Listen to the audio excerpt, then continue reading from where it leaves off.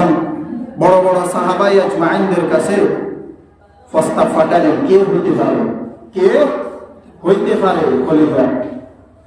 বেশিরভাগ রায় দিলেন ইয়াজিদকে। বেশিরভাগ রায় দিলেন কি?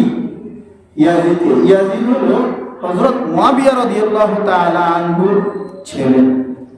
ইয়াজিদ হলো হযরত মুয়াবিয়া রাদিয়াল্লাহু তাআলা আনহুর ছেলে সন্তান।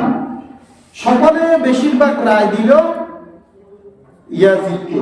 ইয়াজিদ এই ব্যাপারে খুব দক্ষ ছিল, বাপের মতো কি ছিলেন? দক্ষ ছিলেন।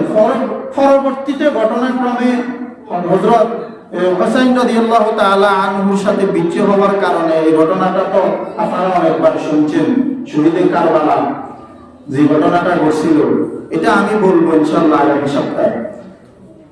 শুধু কয়েকজন, হযরত আব্দুল্লাহ ইবনে জুবাইর রাদিয়াল্লাহু তাআলা আনহু, আব্দুল্লাহ ইবনে ওমর রাদিয়াল্লাহু তাআলা আনহু, কয়েকজন শুধু হযরত হুসাইন রাদিয়াল্লাহু তাআলা আনহুকে খলিফা বানানোর জন্য প্রস্তাব দিলেন। কিন্তু বেশিরভাগ সাহাবায়ে আজমাইন, কুফাবাসী, সিরিয়াবাসী, বেশিরভাগ সাহাবায়ে আজমাইনরা হযরত ইয়াজিদকে মনোনীত করলেন।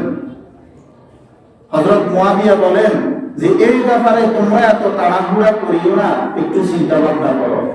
হযরত মুয়াবিয়া রাদিয়াল্লাহু তাআলা আনহু একদিন মসজিদে খুতবা দিতেছেন।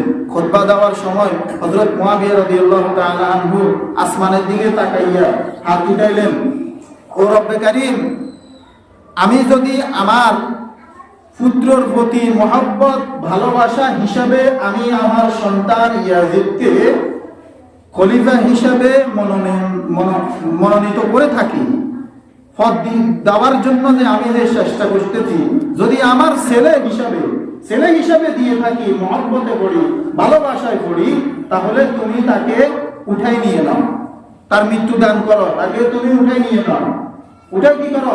নিয়ে নাও। আর যদি তার যোগ্যতার কারণে, কিসের কারণে? যোগ্যতার কারণে তাকে খলিফা হিসাবে আমি মানে নিতে চাই, লোকজনও তার ব্যাপারে একমত আছে, তাহলে তুমি তাকে গ্রহণ করে নাও। কি করে নাও? গ্রহণ করে নাও।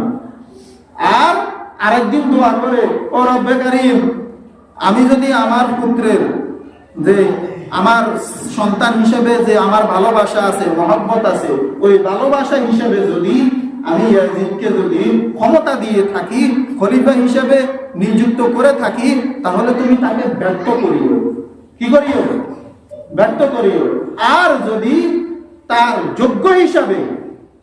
যোগ্যতাবান হিসাবে দিয়ে থাকি, তাহলে তুমি তাকে সফল করিও।